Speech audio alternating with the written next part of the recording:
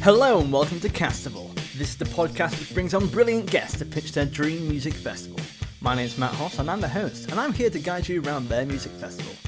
Today's guest is an award-winning stand-up comedian, author, and a Twitch gargantuan. It is the wonderful John Robertson. Hello. Hey, thank you. I'm very pleased by your use of the phrase Twitch gargantuan. Thank you. That is demonstratively untrue, but thank you. Look for all of the very, very strange people who sort of capsized onto Twitch during the pandemic. I'm doing just fine. But let's just put it this way. I've got some mates who've been streamers and started streaming back when we were all told that we should have, and they're the ones who didn't notice the pandemic was happening. So Yeah. good on them. You know. Well, I'm glad you picked up on Twitch gargantuan, because I wasn't quite sure whether to use it, but I thought you would appreciate it. I thought you would like it. I'll take a compliment wherever. I'm well aware that my life is continually just trying to keep wolves from the door, and that the door is paper fucking thin, and so are the walls at my house. You know, I tell you what, for someone who's, about 3 steps away from having to get inside a cardboard box and stay there, I'm doing great. Thank you. You've already set the tone of this podcast, and it's already perfect. Oh, I'm glad. Oh, good. I don't have perfect tone, as anyone has heard me sing can attest, so that's great. We're going to be talking about music and what kind of things you're into. But if someone were to ask you, John, what kind of music are you into, how do you typically respond to that question? The music that I'm into is up for considerable debate. Because to be honest, the way that I would describe it is unenjoyable for others is the music that I'm into. I have been reliably informed by virtually everyone I've lived with, except for my wife, who has developed a close personal relationship with several artists I like. Yeah. Some of whom, which is just utter hatred. But my taste of music has been described by various people as unlistenable bullshit. What the fuck is this? And perhaps the most hurtful one, which is, it's like when I met John, I thought, oh, look at him. He'll like metal. But it's folk music. He likes folk music. Yeah, what is it about your vibe which you think people think that you like metal music? Oh, well, it's a combination of, on any given day, look, okay, on a day when I don't think I'm going to see anyone, it's the lack of grooming, it's the long hair, it's the fact that I always wear black. Yeah. And when I am dressed up, it's the jewelry and the skulls and the boots and, just all of these things. And that's fine. I mean, there's some metal I like. And I'll tell you what, the day that I wrote on Facebook, it was like a coming out party when I said, look, I like metal now. And everyone I knew suddenly was like, whoa, you'll like this, you'll like this, you'll like this. And contrary to how some scenes can be, everyone was inclusive of every genre. Like, all metal is good metal. Like, well, that's not. Then why do we have the periodic table if that's true? Fuck off. Yeah, and so what's your favorite kind of metal, and how did you get into that as well? Like, if you had to kind of pick one thing, you're like, you know what, I'll tell you exactly my favorite type of metal. I have to be in the right mood for heavy metal, and what I like to listen to is I like melodious metal, and what that doesn't mean is I don't want to hear a song where I put it on and I go, okay, for 7.5 minutes, diddly diddly diddly diddly diddly diddly diddly diddly, like yes. that sickens me. What I want to hear is somebody with either an operatic or distinctive voice and something really heavy behind them. Yeah. That then when it hits the chorus, put something you might want to dance to. Yes. So like my template for really good metal that I like is the band Threshold, once they got their second lead singer, because I saw them live, and that guy's fucking amazing. Like, he just walked around, hugged everybody, and it was super nice, and that was just a great gig. Rammstein are a perfect template for this, Till Lindemann sounds like this. Everyone knows you're listening to Rammstein. Yes. Now we're swelling for the chorus. Holy shit, it's chorus time. Yeah, and then like the fact that Engel is principally based on whistling tells you everything you need to know about what I like. And also, I really like, I don't hear enough of this, but I like metal with female lead singers, like Yes. like Nightwish, fucking great. I mean, they could be a little bit less of the tickly, tickly, tickly, Yes, tickly. yeah, absolutely. But yeah, just a really soaring operatic voice with something heavy behind it, like Disturbed's Sound of Silence cover, you know. Yeah, and I personally like Hailstorm as well, who has that kind of that kind of brutish, but also like kind of like triumphant voice, but with a lot of cool heavy metal. You can't go wrong with Hailstorm. I feel. No, that sounds great. To be honest, what I really like is my I think it's his second album, but I've got Lindemann's album Skills in Pills, which I'd never heard the bloke from Rammstein sing in English and deliberately foul songs. And yeah, that's the thing where when we had an ongoing noise fight with one of the neighbours, I would put on that and I'd put on Leprous with their album Coal. And they're great. They sound as good as the name tells you. You know, I like them. They're appealing. Hey, shut the fuck up. Anyway, that was a shut the fuck up very much directed at me in a singer-songwriter sense of, this song's about my failings. Then why are you singing it? Because I want you to know I'm sad. Yeah, that's what this podcast is. This is how you know I'm sad. Yeah, most podcasts are a cry for help, but unlike cry for helps, they're not listened to. Look, if you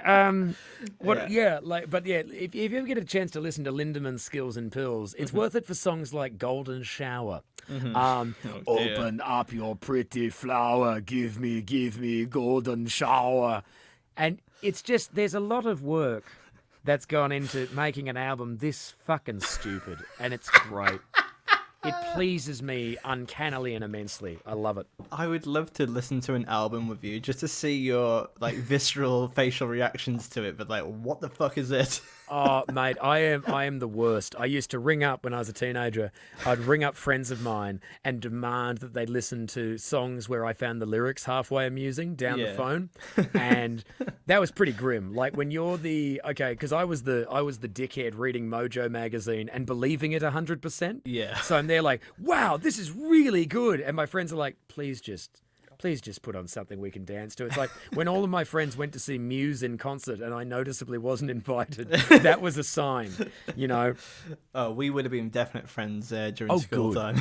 Yeah, great. Yeah, because I was like literally anyone who knows me who's listening to this can feel the names of the people I like coming forward, because I probably talk more about I use their names more than I do listen to their music. Yes. You know? Yeah, in a way that's kind of what they were for, you know, when I was a kid. So in terms of folk music, because I know I kind of took you off on a metal tangent, that is totally my bad. No, that's fine. That's fine. So what kind of folk music do you like, and why do you think it calls to you? Well, I know exactly why. My dad was a priest, and he was a guitar-toting vicar. Nice. And so, like a cool priest, babies, you know. And that's no oxymoron. There were a lot of women called Doreen who used to assist with the flower arranging a lot more than you'd expect, just to, you know, because they had that kind of wholesome Anglican, we really want to fuck the priest kind of vibe, you know. So my dad never did that, but it was one of those things of like, and he was also dead before I hit puberty, so I didn't reach that stage of realizing, wait a minute, that's what this is. This is like, there's a little bit of, ooh dear, ooh, titter ye not, vicar, kind of feel to this. But, you know, they appreciated him in whatever fashion, but you could easily recontextualize that to rock. Yeah.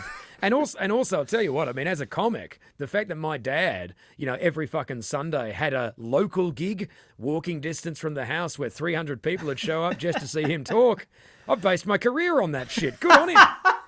My dad was drawing the big fucking numbers. Good on him.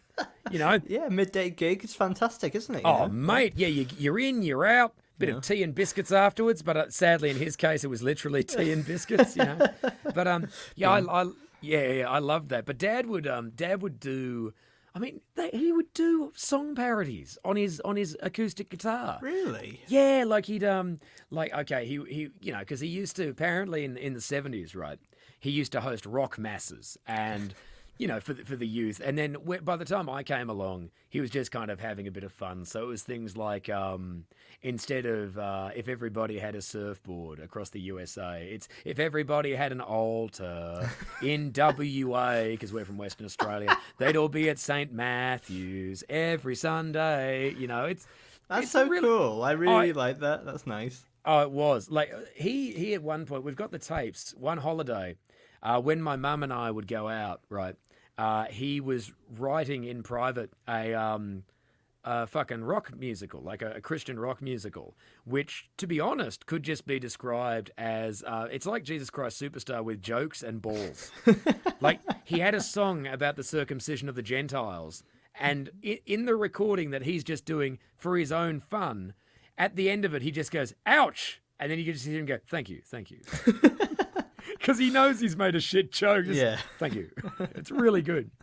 So, yeah, very much so I like the sound of acoustic guitars off the back of him and lyrics that you can understand. I get that from him. Because he'd wanted to be a folk singer. He wrote some nice Dylan parodies and stuff, and that was cool. And then pretty much anything with a fast acoustic guitar that in the end comes back to either being Drunken Sailor or Cinnamon, I'm fucking there. Yeah. You're like, yeah! You know, and also, to be fair, Lord of the Dance is a fucking banger. Yes, oh absolutely. My God. I danced in the morning when the world was begun, and I danced in the moon and the stars and the sun. Fuck yeah, you did. Yeah. Look, let's just put it this way. Like Christian rock is a terrible bastard art form that has no reason to exist, right? Even when the Doobie Brothers, you know, decided they'd commit to it and they made a song called Jesus Is Just All Right With Me, like, yeah, cool. Then you don't need to just sing a fucking song about it, do you, mate? You know, Jesus is just all right with me. That's one sentence. You don't say it to a second person, Doobie Brothers. What I really admire is my dad would sing these songs that even though he was a gentle bloke and an inclusive bloke and a kind bloke and an anti-racist and, you know, like pro-abortion and LGBTQIA plus pro and all of this, right, he would sing these songs that just sounded like they were about kicking people to death. It was fucking great. Like Lord of the Dance sounds like Christ is kicking you in the fucking teeth. Yeah. And it's great. And then so does, Battle Hymn of the Republic. You know, da da da da da da da da da da da da da. You know, which to be fair, when, you know, let's just put it this way. When I was a insular, sandals-wearing kid who realised that maybe the other kids didn't have such high voices and were always talking about God, it was nice to have songs where you're like, yeah, I know you kids are listening to Metallica, but Jesus is the Lord of the Dance, and he danced in the morning. He's going to dance on your fucking heads. I never felt like that. I was too much of a wimp for Metallica when I was that kid. But if anything, following that logic, I would argue that Jesus is probably more metal than Metallica. You know, like, he's pretty punk, isn't he? You know Put the nails through your fucking wrists, you cunts. That's his head. How many fucking sex workers are you hanging out with, dickheads? Sex workers and fishermen. I'll tell you. And also, and you know what? You never see the members of Metallica beating the shit out of fucking bankers, do you? You never see them picking up a scourge and just hitting some cunts in the fucking face. Jesus did. Yeah. I'll tell you what as well. Like, my wife said the smartest thing I've ever heard anyone say about Jesus. It's fucking brilliant, right? Yeah. I was really ill. I was really ill for a long time. Just mentally ill. And in the middle of that, I know how mentally ill I was because I committed to a charity project that if I'd had any sense, I would have gone, maybe think twice before you do that. But I was like, I'm going to do a 48-hour Twitch marathon of my show, The Dark Room. Mm-hmm. And at that time, I was so I was not with it mentally. So everything came to me as like a really strong archetype. I couldn't see any nuance in anything at the time.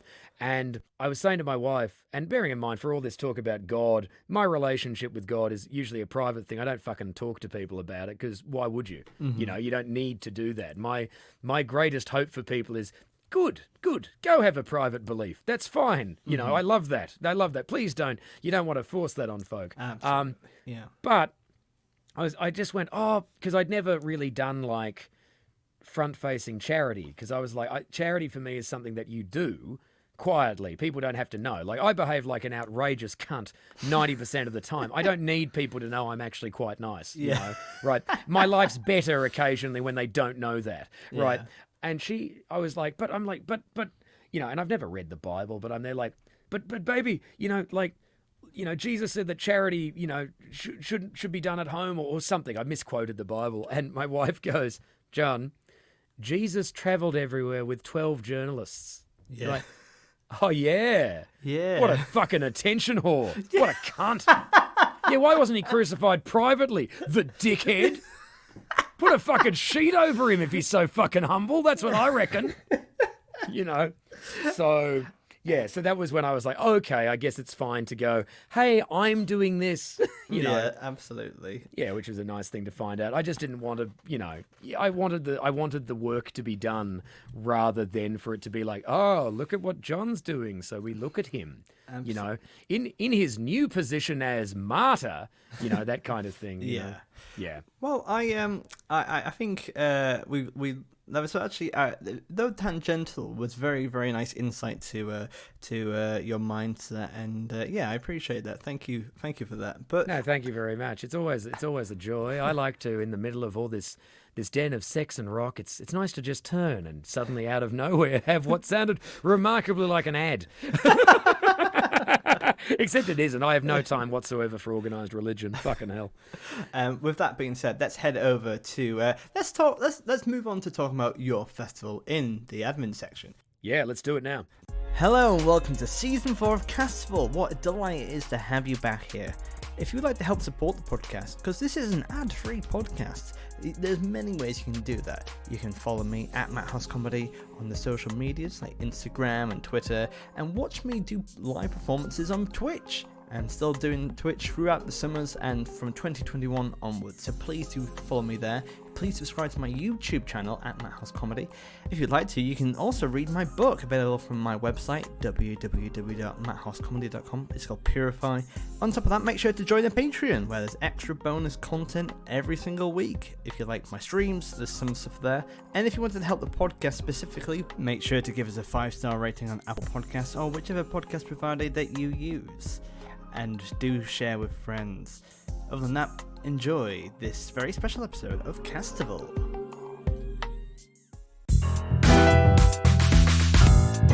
Castival, if you can hear me, I want you to sing along. Go for it. One more time. You got it. So in this section, John, I'm going to be asking you some basic stuff about... Hey, you know what? Hey, when you're doing a podcast about rock music, is there anything more thrilling than following Christianity with admin? Oh, we're having a big fucking day, aren't we? Oh.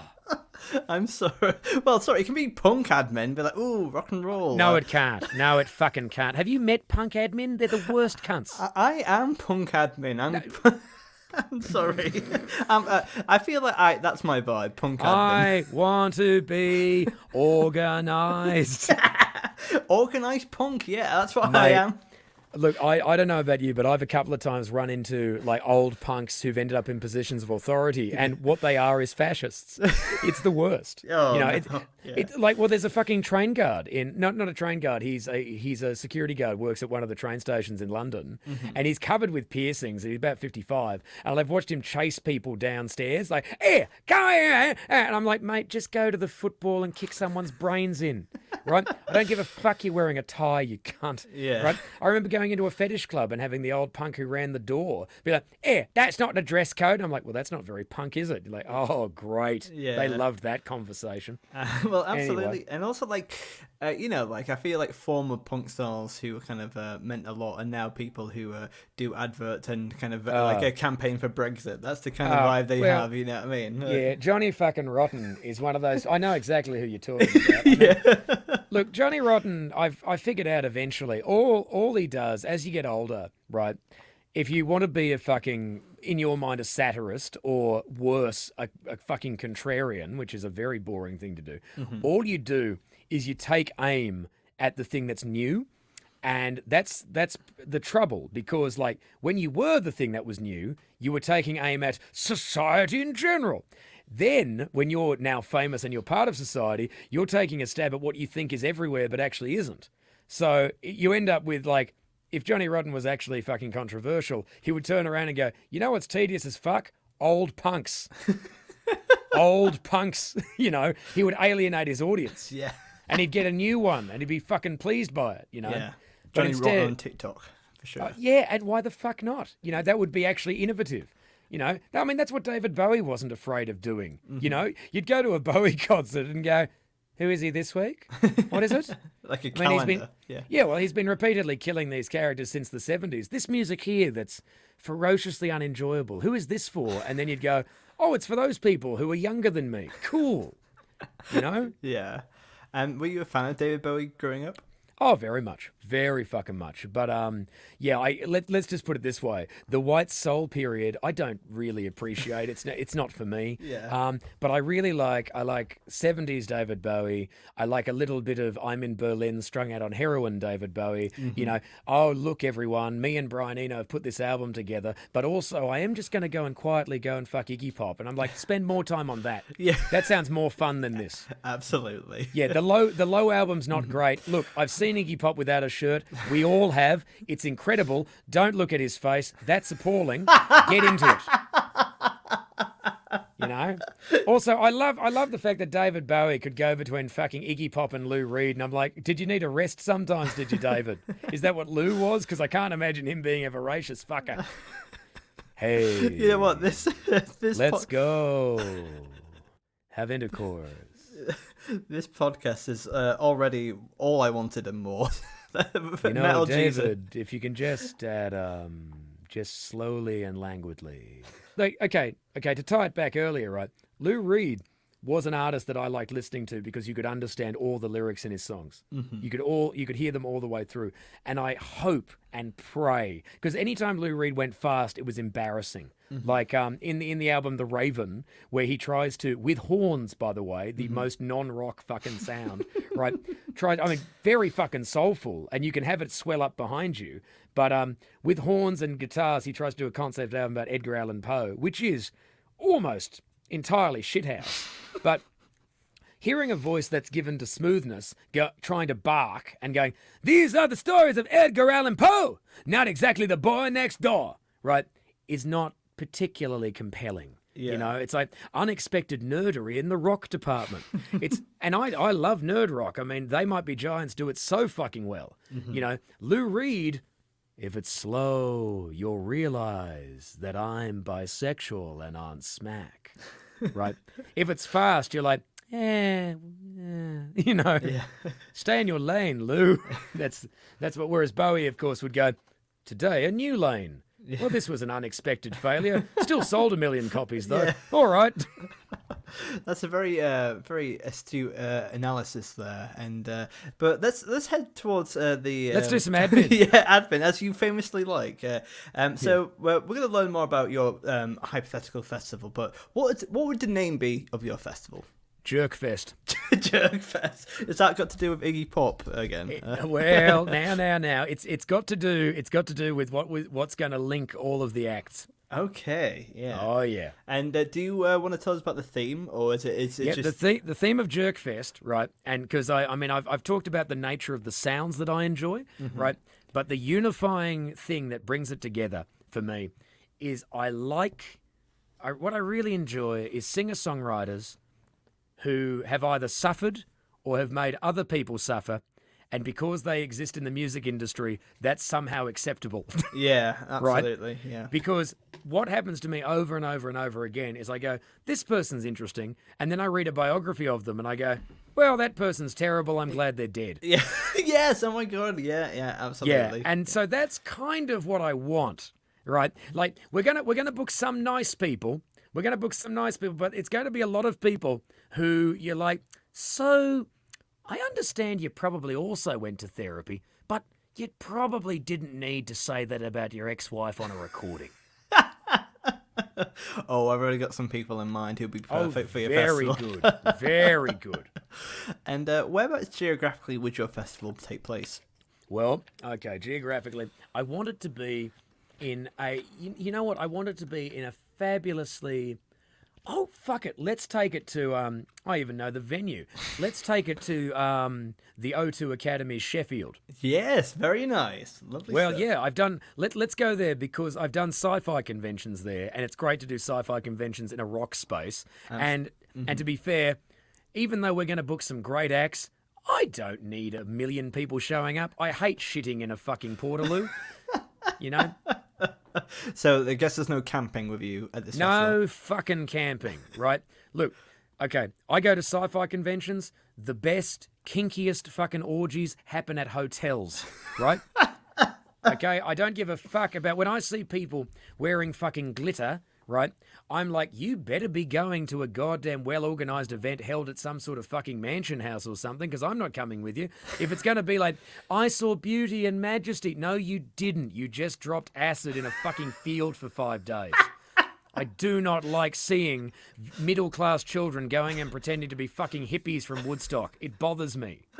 You are definitely destroying the demographic of this podcast, and I like it. You gotta give them what's hedonism. For. Okay, hedonism requires, all right, a bit of fucking luxury, and I don't mean luxury that you pay for. I mean luxury that you fucking find. Okay, I'm one of those people who is like, I'm into S&M and I'm over 30. My back hurts from fun and age at the best of times. I'm not lying on the fucking grass. Yeah. Okay?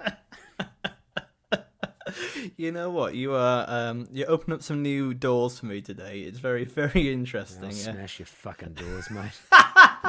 Take me to a hotel first, please. You're fucking paying. Yes. Absolutely, we'll do some. We'll put on some. I'm very much the Magdalene of my friends group. I want you to understand this. I was going to say I was going to put some Jesus metal on, and we'll. Well, that won't happen. Well, that's amazing. Oh wow. Well, what do you know? Ironically, for a mention of Jesus, there's now no wood here, and never will be again. Lovely the carpenter has left the building. Before we kind of go to see who is performing at your festival, firstly, how many people would you like there at the festival, and how many days of the festival are there? You know what? Let's have 3 days of the festival. Yes. Which is just long enough for us to peak on Saturday night, and then on Sunday we chill out a little bit. But then everybody makes certain that they've got a hotel on Monday night. You don't go home the day after, because that's depressing, right? Because you're going to have the fucking come down. You got to stick around and have an after party, and then on Tuesday, when you're actually kind of done, you leave. Oh, that's actually really a brilliant idea, because like that Monday when everyone's packing up and away, it's very jarring and depressing, isn't it? Like just being like, oh, I guess it's all over now. Gonna drive 5 hours on the motorway and yeah, you don't want that. What you want to do is you help them all pack down, which incidentally is part of your ticket. Yeah. A lovely day of, oh God, to quote The Simpsons, a beautiful night of music and packing up after yourselves. But then, yeah, everyone would then, okay, the most important thing is your ticket comes with accommodation, right?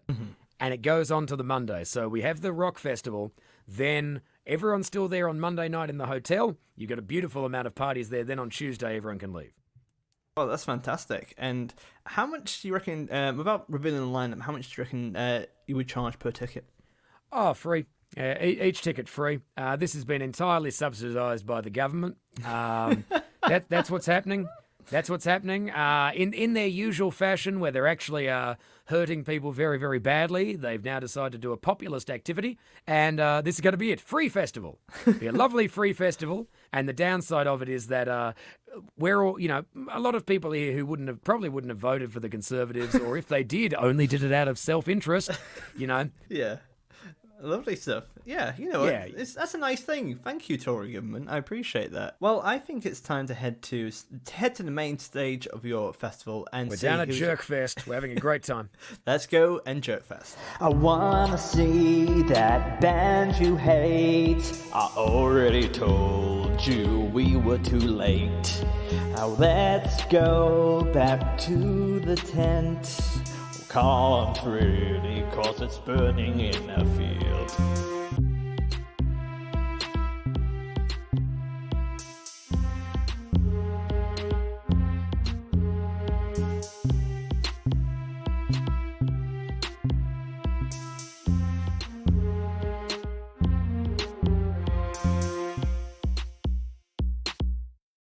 Here we are at Jerkfest. So, how many artists do you have every day? Is it? Do you have a rough approximation in mind? No, I've got no rough approximation. This is very much booked on an ad hoc basis. But fortunately, thanks to government intervention, the secret teleporter they've been working on is available, and we are able to just bring people in as we feel. That's actually a really cool idea, because like you can just. Well, thank fuck it is. Star Trek's used it for 50 years. That's a good narrative device here. Okay, well, let's say it's Friday. Who's the first act that's going to come on? The first act that we're going to have come on, we're going to have the legendary Stardust Cowboy. And a big part of why we're going to have the legendary Stardust Cowboy, who might not actually be a jerk, is his music is the sort of music that jerks listen to and pretend to enjoy. This is a guy who David Bowie, every once in a while, would say, "Oh, I really admire the legendary Stardust Cowboy." That was a shithouse Bowie impression, but at least I didn't try to sing while doing it. A mistake he often made. Anyway, oh, it's fun to be a minor artist taking a swing at a talented one. Well, that's what comedians are. Anyway, the legendary Stardust Cowboy is a guy that David Bowie, every once in a while, would go, "I really like this," and then would clarify that in increasingly brutal ways as he got older. Yeah. Because what he should have really been saying is, "I am a cool kid and I like this as a joke." And yeah, so this is the guy who used to sing a song called Paralyzed, which has no lyrics. Yeah. Paralyzed! Paralyzed! God. And he also wrote a song called I Took a Trip on a Gemini Spaceship, which David Bowie covered and made fucking brilliant on the album Heathen, right? Yes, yeah, I know that, yeah. Yeah, but legendary Stardust Cowboy is somewhere between an outsider artist, as in somebody who is existing due to various reasons. They're speaking in their own artistic language, right?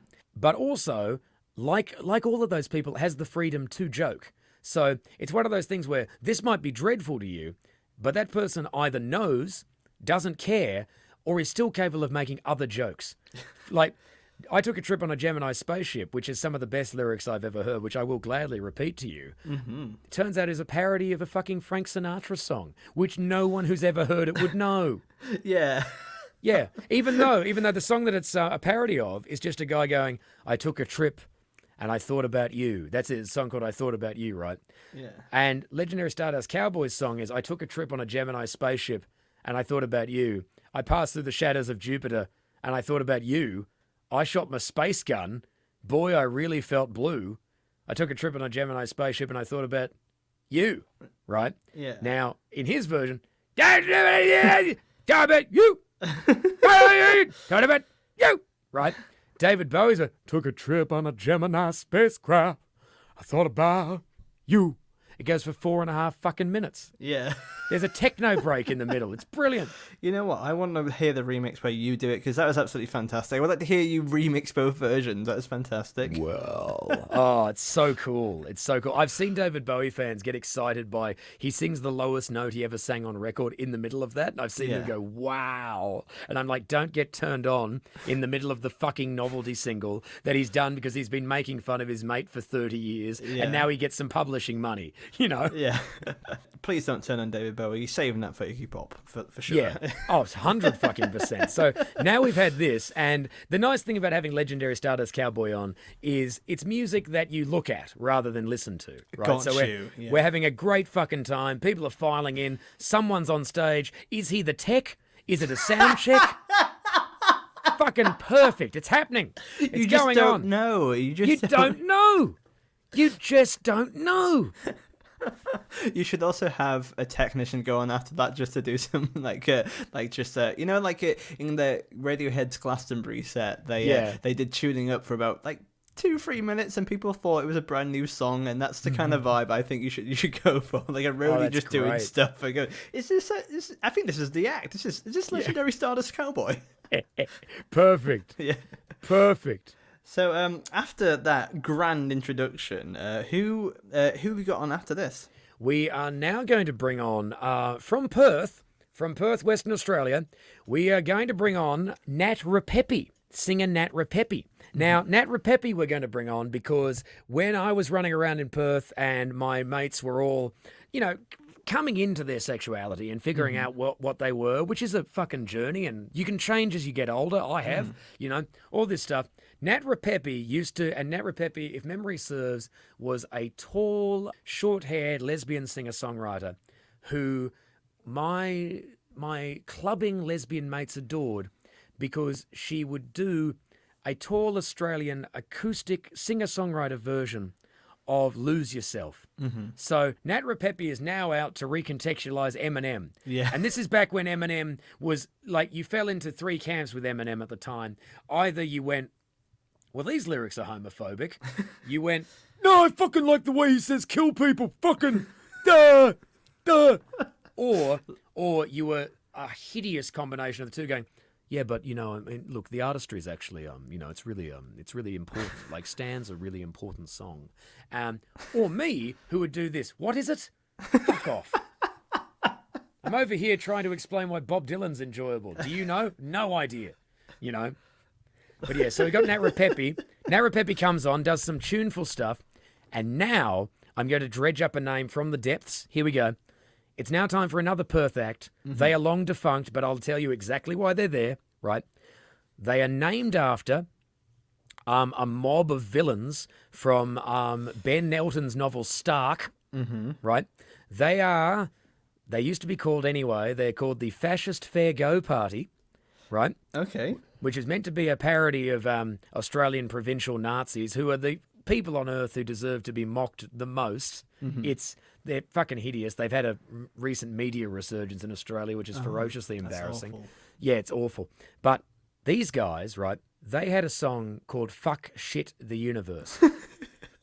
And which David Bowie covered on Heathen. Yeah. Fuck Shit the Universe.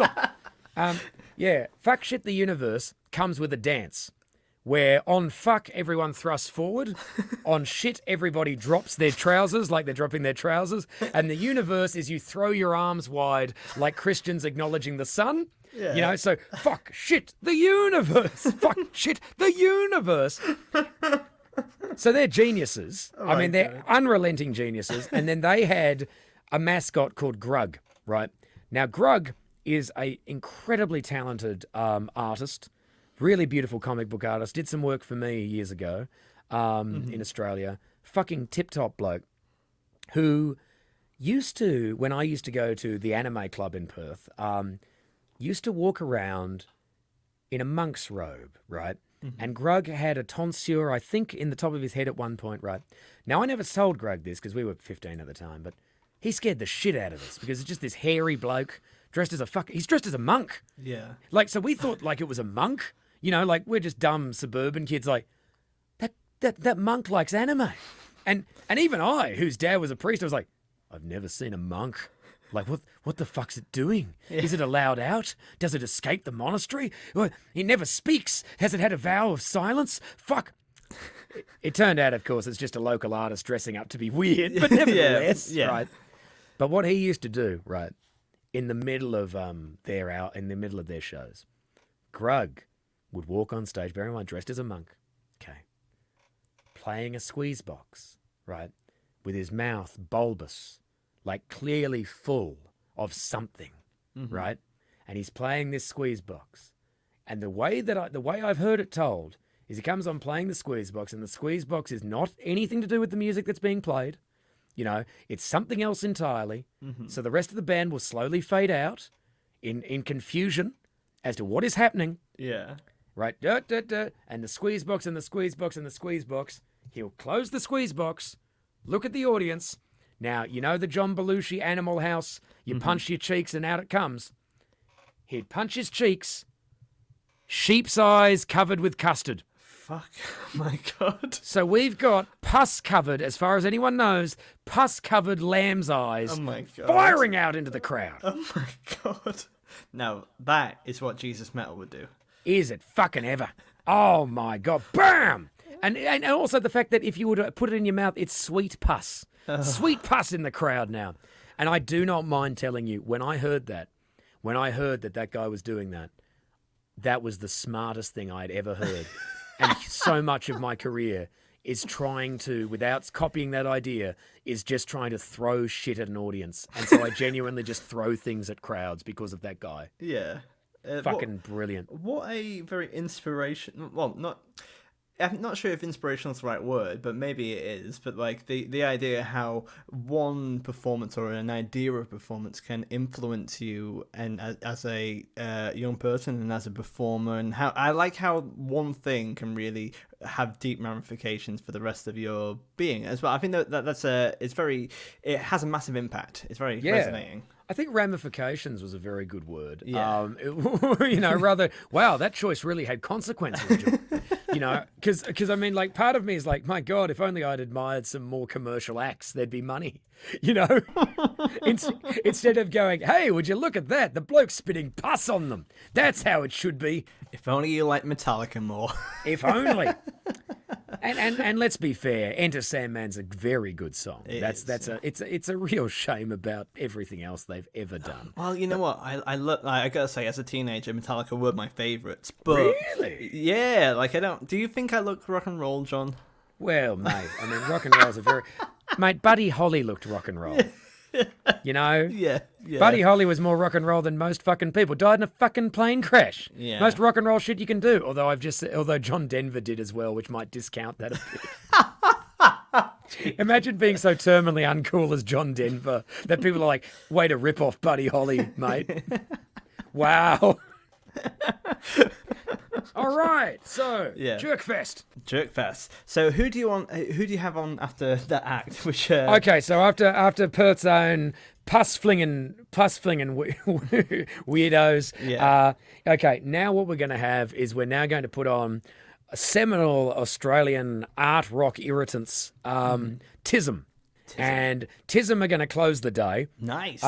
Tism, at the time they were an anonymous fucking rock collective, all wearing balaclavas, all with names like and deliberately irritating names like Ron Hitler Barassi. Ron Barassi was a football commentator. So it's actually more of a comment. It's more of a comment on Ron Barassi. Right? Yeah.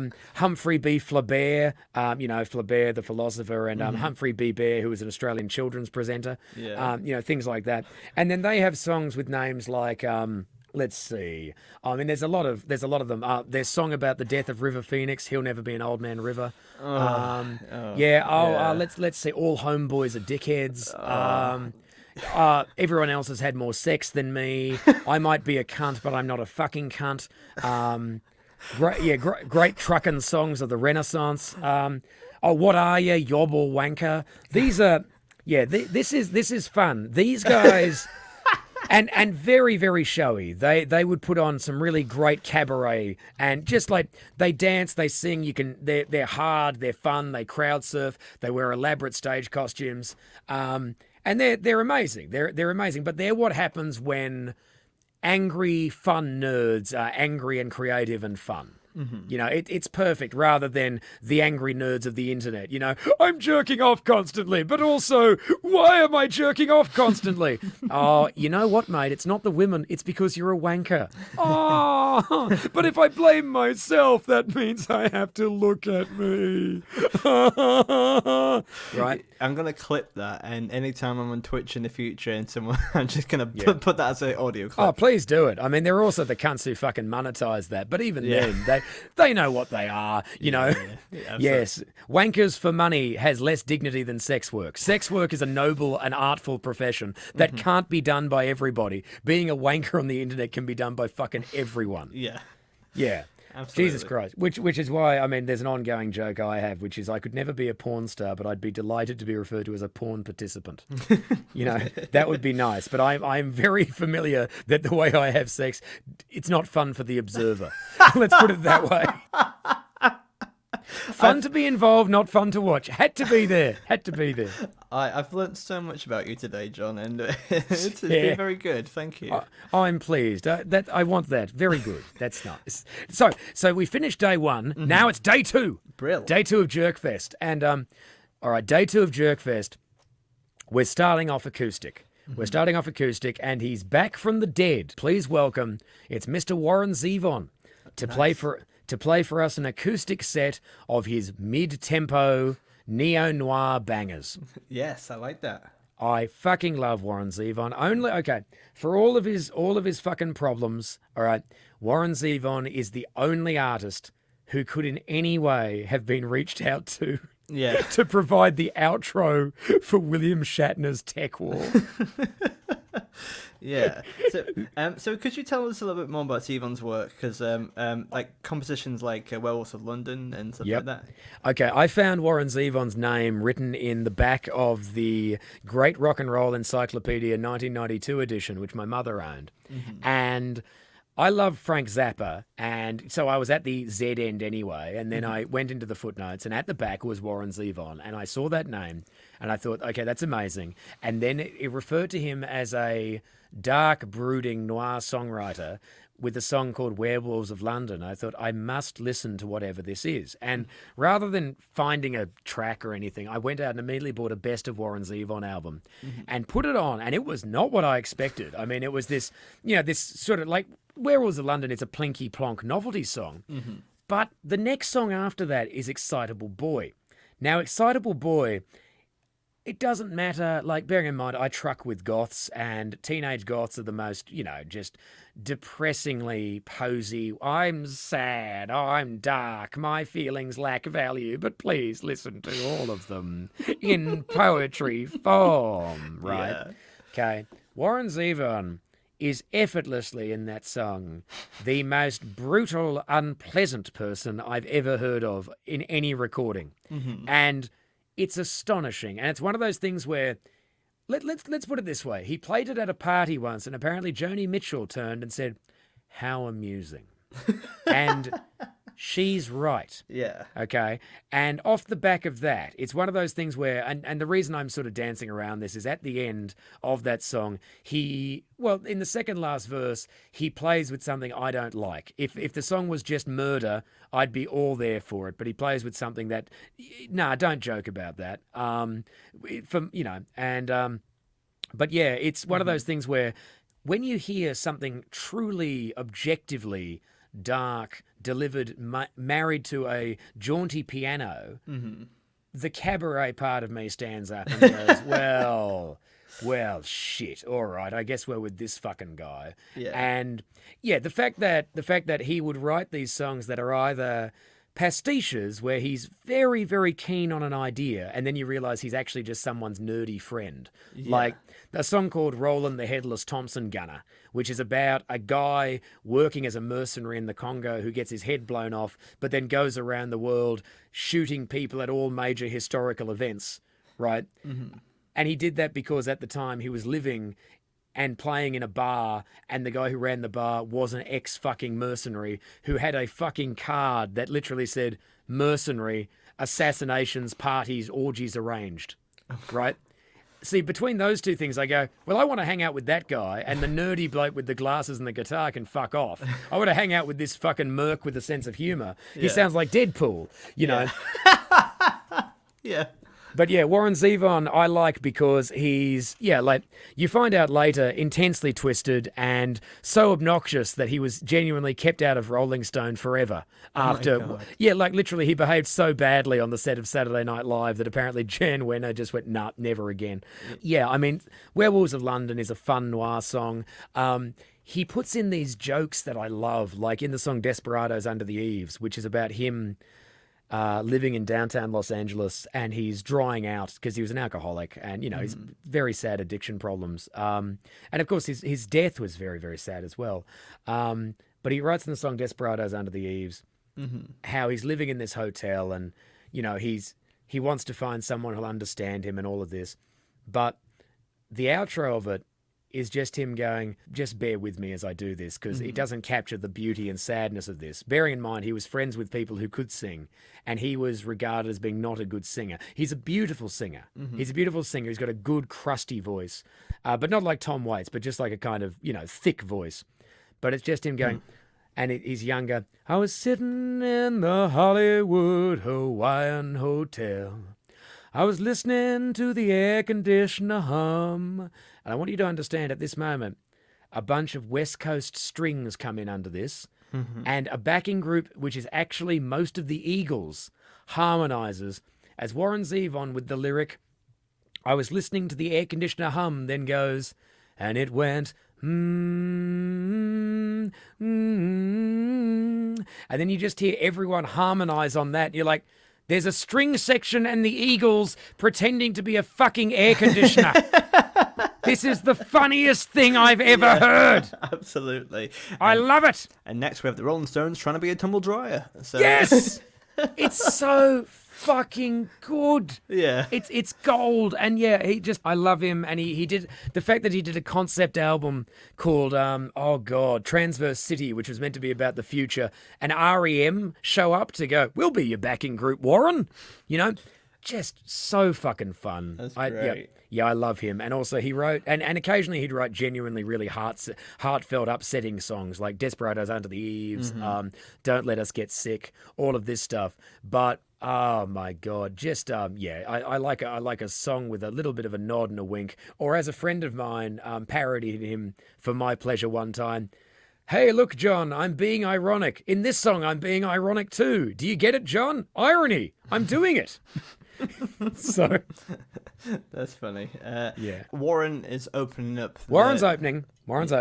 We've had a great day with Warren. And now that we've enjoyed ourselves, it's time for the Jerk's Choice. Here's the fabulously unenjoyable It's motherfucking Captain Beefheart. So you don't like Captain Beefheart? Captain Beefheart is okay. I have listened to Captain Beefheart. I own 2 Captain Beefheart albums. Mm-hmm. Which ones? I own a copy of Trout Mask Replica. Mm-hmm. I'm that wanker. And, I've got 3. I've got Safe as Milk, which is halfway listenable. Mm-hmm. And I've got, it might be Blue Jeans and Moonbeams. Yeah. Captain Beefheart does one of my favorite shitty musician things where he can transparently do something very well and refuses to do it at all times. Right? Yeah. He is a good blues singer and he refuses to just sing blues songs. Well, yeah, to be fair, like, I feel, if anyone doesn't know Captain Beefheart, Fast and bulbous, runcible spoon, fast and bulbous.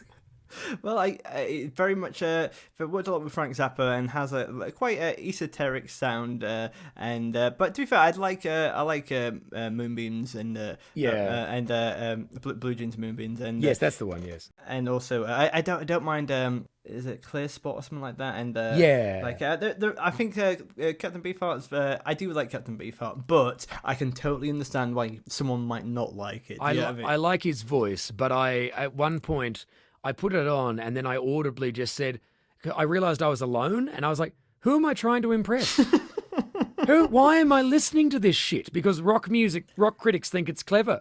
This is horrible for me. That was the first time that I had to, I was sort of like, no, I've developed my own personal taste. This isn't it. I'm not in on whatever this joke is, right? Still some great songs. Yes. I mean, his Her Eyes Are a Blue Million Miles from the Big Lebowski soundtrack's cool. Let's see. On the Mayo. That's fun too. But yeah, I put him on because occasionally you just want to see the dance floor clear.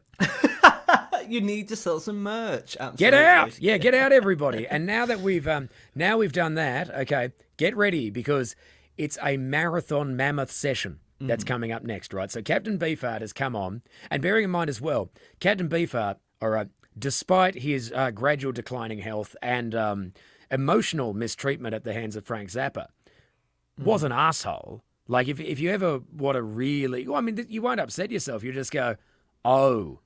Like, how they made Trout Mask Replica. Like, oh, this is a bad man. He deserves everything that happens to him. He is a dickhead. Once that dickhead's gone, and he's in the teleporter, he's not hanging out. Yeah. I don't want to talk to Mr.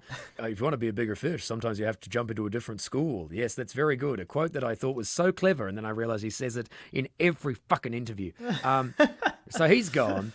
Yeah. But you know who's now stepped onto stage? And it's a confusing moment because most of the people won't know who she is, but that's okay. It would appear, friends, that Lucy Wainwright Roach has reached the stage. Now, Lucy Wainwright Roach is a wonderful recording artist, lovely person, and suddenly she's been joined by the band Folk Uke. And Folk Uke, who have a song, what was the one my grandmother sent me? Was it I Gave a BJ to a DJ? No, it was Starfucker. That's the one. Two very illustrative songs. Yeah, well, the members of Folk Uke are Arlo Guthrie's daughter and Woody Nelson's daughter. And their song Starfucker, which starts off with, bearing in mind, one plays ukulele, one plays guitar. They both have beautiful voices. They call her all beef patty. She's got her eye on my daddy. She's coming at him like a trucker. She's a star fucker. Right? It's just them singing about having to deal with groupies trying to fuck their fathers. Right? Lucy Wainwright Roach is the daughter of folk singing sensation Suzy Roach, who will now come on stage armed with her entire fucking family, the Roaches. So now we've got this beautiful swirl of various danceable songs. But hold on a minute, there's another name in Lucy Wainwright's name, which is Wainwright. And that means that now, folks, it's the most dysfunctional family in folk music.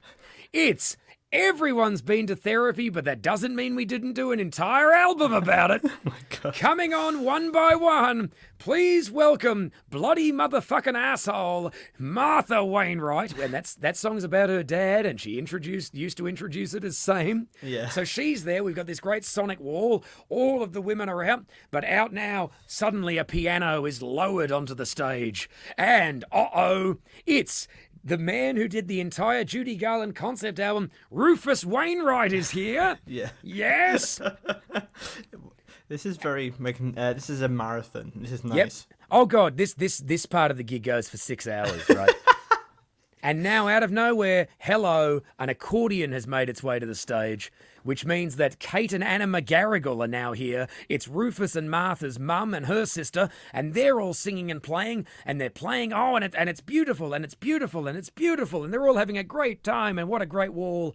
And then when that's done, right, they all fuck off, and out comes Loudon Wainwright on his own with the guitar. And you know what? He sings the song One Man Guy. And bearing in mind, Loudon Wainwright is a man who, in real time, he's reconciled with his children, and they've all examined their dysfunctional relationships and all of this. But I just like, because I like Loudon the most, Loudon will play 2 sets at this. One is, after this entire great groundswell of family, Loudon will come out and sing his song One Man Guy, alone on stage, which is a song about how, because of his commitment to being himself, he's intensely selfish and alienates everyone around him. God. Right? Yeah. Now, there's a lovely moment where all of his children have sung that with him, which is really inspirational. I don't want that. I want to cut through to sadness and pain and misery. And now that one man has sung a song about being alone after the most intense swelling up of family, that night just ends. It's called Jerkfest for a reason. Oh my God! I tell you what, it is a jerk fest, but you know, at least it's free. It's been subsidised by the Tories. Absolutely, we're having a great time. So it's Saturday night. Yeah. Everyone's danced. There's been some beautiful folk music bangers. We've had a great time. Now everyone's sad, and they go home. The next day they come back. Loudon's back on stage again. Yes. Which now has made this gig the most intimate goddamn festival ever, right? We cried over you yesterday. He plays a set of his very, very funny, very wry, very wise, witty, whimsical songs. It's marvellous. He finishes, good times. Yeah. There will be 2 more acts today. Nick Cave will now come out. Oh, hello. Yes, please. Now, Nick Cave, a very nice man who's gone through hell, right? He will come out armed with The Bad Seeds and Grinder Man. It's lucky both those bands are almost the same people. Yeah. He will do us some songs. We'll have some danceable Nick Cave times. He'll finish with the ballad of Robert Moore and Betty Coltrane, right? People will be expecting that because we've got the doyen of sorrow, Nick Cave there, surely we're going to hear something from Skeleton Tree. The same trick with Loudon Wainwright's going to happen. No. No. He will finish by playing little known but danceable number, the ballad of Robert Moore and Betty Coltrane, which is a fucking piano rave-up tune, right? About, in the end, a woman blasting the face off her ex-lover, right? It is wonderful. All of that will go on. They'll reach a crescendo. The stage will then explode. The stage has now exploded, sadly killing Nick Cave and the Bad Seeds. Blood spattered everywhere, fragments of Warren Ellis and his beautiful violin everywhere, at which exact moment the jaunty opening strains of They Might Be Giants, Dr. Worm will be heard. Dun, dun, dun, dun, dun, dun, dun. And running frantically on stage, it's John Flansburgh and John Linnell. It's They Might Be Giants. And because the audience that's come to this are principally jerks and nerds, they will dance as though Nick Cave has not just died in front of them. Hell. Dun, dun, dun, dun, dun. And they will have a marvelous fucking time. Because They Might Be Giants are everything that I adore. They have a lot of sorrow and a lot of pain, but you can dance to it to the point you won't even notice. And that's going to be this. It's not going to be about the healing power of art. It's going to be about how art is a lie, a terrible lie, and should not be mistaken for actual human interaction. I think I'm utterly broken after this festival. And that's what you should be. And then on Monday, we're all playing board games in the hotel and discussing what we've seen. Do you reckon that thing with Nick Cave was real? Do you reckon it's actually... Nah, but They May Be Giants were fantastic though, weren't they? They call me Dr. Worm. I like particularly they played their medical song after they clearly died. If only Dr. Worm had been there, could have saved something. I guess life is unfair. Yes, and I just stare at the stain on the wall where Nick Cave used to be. Yeah, the bad seeds were, but ever since we could have just gone to see Blur. Something like that. And bearing in mind, I love Nick Cave and the bad seeds. I desperately do not want them to die. I wish to make that point. But yeah, that's Jerkfest, everybody. Wow. Well, I think it's... let's quickly head to the final part of our podcast, just to catch a breather in Floor Fillers. Good idea.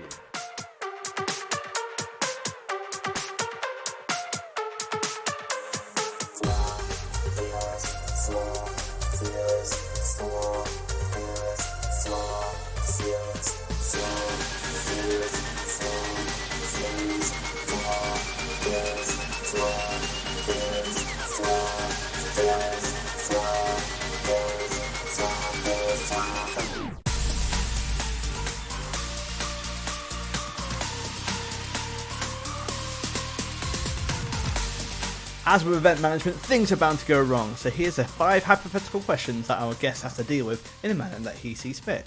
Please. Okay. Oh no, They May Be Giants have cancelled last minute. Who do you get to replace them? No, they haven't.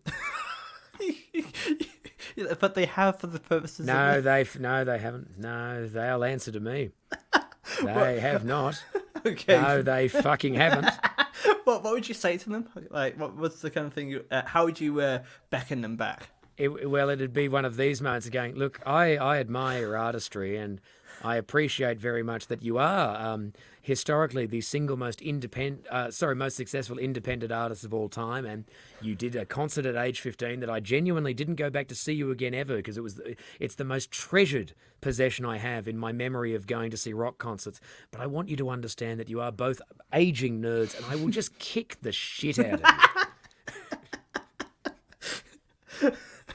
You know what? I don't think they can argue with that. Well, let's just put it this way. I love They Might Be Giants, but they are the most beatable up looking band. It's fine.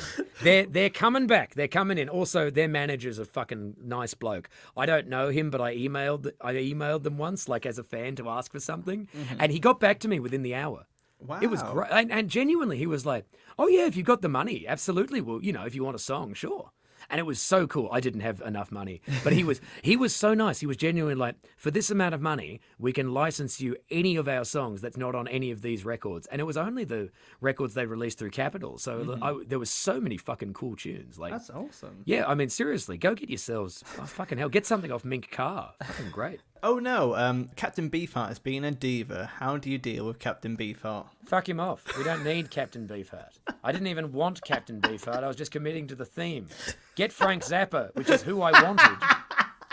I love it. Your dream festival is like, okay, who can we have? People I want to see? No, I want to go for Spite. That's what I want. Well, it's Jerkfest, mate. Yeah, I mean, sure. Look. It's one of those things where you got to have a bit of commitment to that. There'll be people who saw legendary Stardust Cowboy going, oh well, come on, where's Captain Beefheart? But also, to be honest, I think part of me didn't want to bring in Frank Zappa, mostly because Zappa seems like a guy who he was really good to his family. but could be professionally not difficult to deal with in an anger sense or an emotionally excessive sense, but just seemed like a really pragmatic businessman. And as a result, given that I've either booked people who do what I like to do, which is you show us the money and then we will go literally anywhere. You can airdrop us in. We're chill to deal with. The shows that we do are excessive, but, you know, like we know what business is. Whereas with Frank Zappa, I feel like we'd have been there talking about the contracts still. Yes, you know, absolutely. Just for fucking ages. And then the end result would be that we had Frank Zappa, you know. And, and I like Frank Zappa, but I wouldn't have gone to see him live for any reason. Absolutely. You know, I would have rather wanted to have a coffee with him and not have any financial dealings with the man. That's absolutely fair enough, and a good enough reason to pick then fuck off Captain Beefheart. Next question. Your fans are in the mosh pit. Oh, the Jerkfest fans are in the mosh pit. They're crowd surfing, and they're doing something called the Robertson. What do you think that might be? It's fantastic and good on them. It's very, very good. And what it is it's a mid-range crowd surf. So it's not a crowd surf that's done above the heads. It's done at waist level.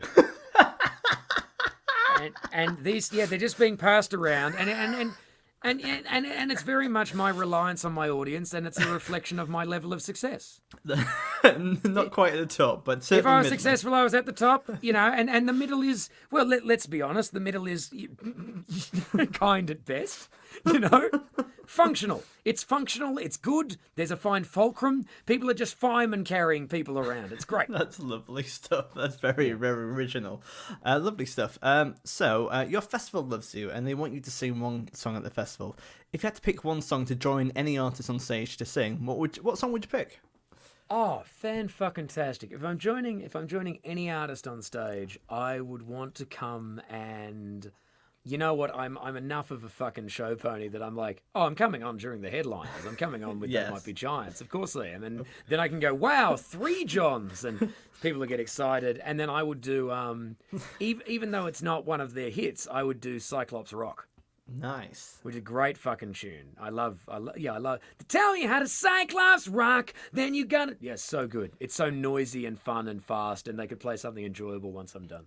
That sounds great, and be careful of the Nick Cave guts everywhere. But it'd be it's a hazard. Yeah. Absolutely. Well, it's a fucking slipping hazard, and with how I go with slipping hazards, I would fall, but I would fall at a good time. You know, I would fall off stage, and I'd be doing the Robotron. You know, we caught him just before he got the floor. He's doing it.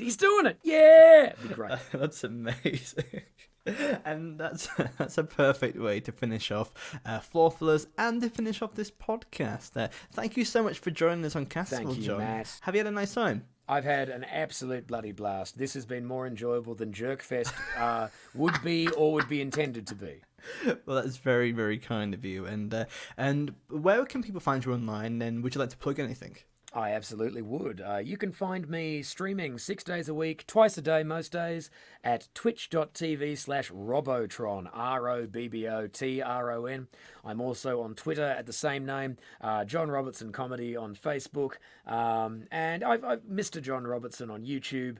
And yeah, I mean, the Twitch is principally what I'm doing. We're having a really wonderful time there. Come and join the party. It's a lovely hangout, and I am singing a distressingly large number of ukulele tunes, and thanks to a really supportive community, getting better at it, having a great time. But please don't think that you're like, oh God, we're going to tune in, it's going to be like music practice. No, it's a lot of improv and mental health chat and dancing around, and we do interactive shows like The Dark Room, my live action video game, and lots of stuff. Really fun. And please do go and check out John on Twitch. It's one of the best. I would argue a Twitch gargantuan, actually. So, thank you. But seriously, argue doing a lot of strong work there. I won't dispute it in any way. And to be fair, anyone who'd be offended by that is too big to notice. Lovely stuff. But well, thank you so much for listening to Castable Listener, and we really appreciate you listening. If you do like what we do, make sure to check out all the past episodes. They're available on Apple, Spotify, and wherever you listen to this from. Please give us 5 stars if you're able to do so, and then also please tell your friends about it. Word of mouth is really, really important. You can follow us at Castable Podcast online, and when you follow me at Matt Hoss Comedy too. But finally, give a massive thank you to my wonderful guest, John Robertson, everyone. Thank you. Yay.